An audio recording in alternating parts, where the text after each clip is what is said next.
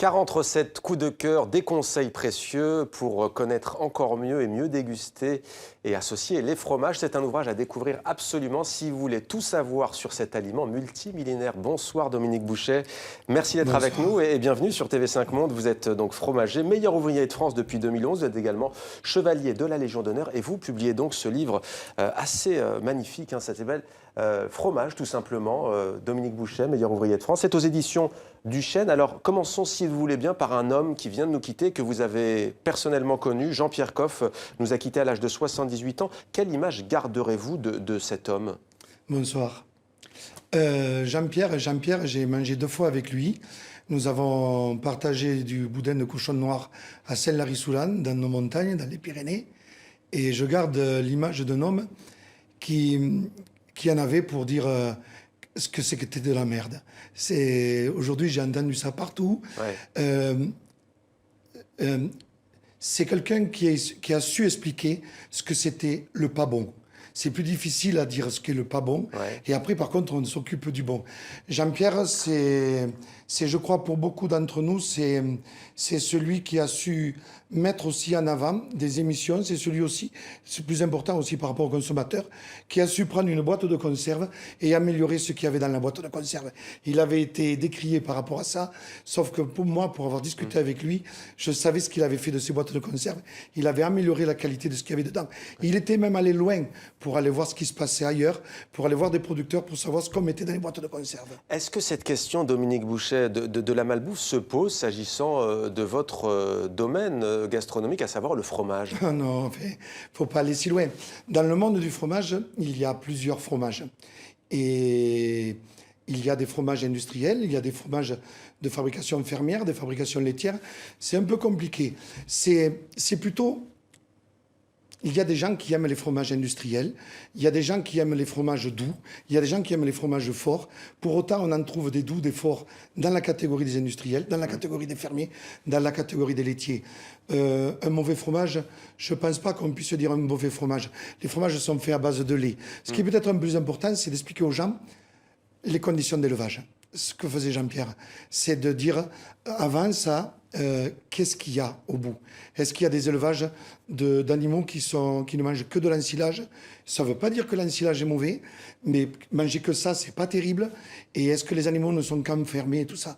Oui, il existe des fromages qui sont faits avec ça et des fromages qui sont faits avec des bêtes qui sont plus heureuses. Alors c'est un livre avec des références historiques, des très belles photos. Il y a aussi tout de même 70 questions auxquelles vous répondez, 70 questions que vous avez entendues au fait dans l'exercice de votre travail en parcourant la France. Alors on a tendance à l'oublier, mais le fromage au départ il vient du Sud. Racontez-nous ce que dit la vérité ou la légende en tout cas. Bon, il ne vient pas du pôle Sud. Non. Il vient plutôt du continent africain. Du croissant fertile à l'époque et peut-être de l'Arabie notamment. Exactement. Nous avons...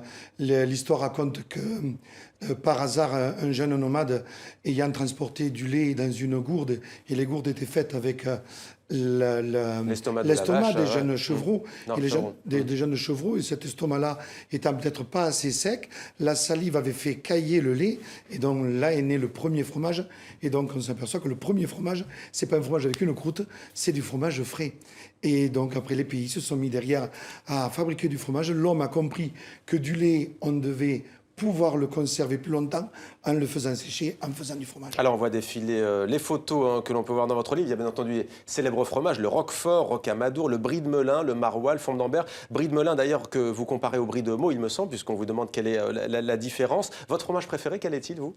Aujourd'hui, alors c'est les périodes. Aujourd'hui, je suis fan de l'époisse. J'ai fini ma période de Saint-Nectaire. Ouais. Je ne parle pas des fromages des Pyrénées, ça serait trop facile de ma part. Je suis vraiment sur l'époisse depuis quelque temps.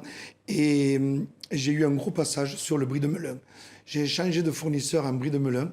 Et aujourd'hui, en Brie de Melun, je trouve des... Et puis j'arrive à le faire passer aux clients. Quand on fait sentir le Brie de Melun derrière un étal à un client et qui sent le goût des champignons, de suite il dit oui, de suite il est d'accord. Et quand ils reviennent, on se remet à vendre du Brie de Melun. Alors donnez-nous quelques conseils, Dominique Bouchet. Qu'est-ce que vous nous conseillez pour mieux déguster un fromage, pour le choisir aussi peut-être? Alors la question qu'on me pose le plus souvent, c'est l'accord avec le vin. Alors je le surprends de façon très simple. Je conseille aux gens, quand on connaît ni le fromage, ni le vin, ça arrive très souvent, d'associer la robe du vin avec la couleur du fromage, du vin ou autre. Un camembert, la couleur de la pâte va bien avec un cidre. Un vin jaune du Jura, la couleur de la pâte va bien avec le jaune de la couleur de la pâte du Comté. Ouais. Je vais plutôt sur cette association. C'est-à-dire que le vin rouge associé au fromage, c'est un cliché. Le blanc va parfaitement avec les fromages, même peut-être plus, paraît-il, dites-nous. On conseille davantage les fromages avec du vin blanc. Mais autour de moi, j'ai énormément de personnes qui aiment le vin rouge, qui l'associent comme moi avec du vin rouge. Et là, je vais plutôt sur la couleur de la croûte.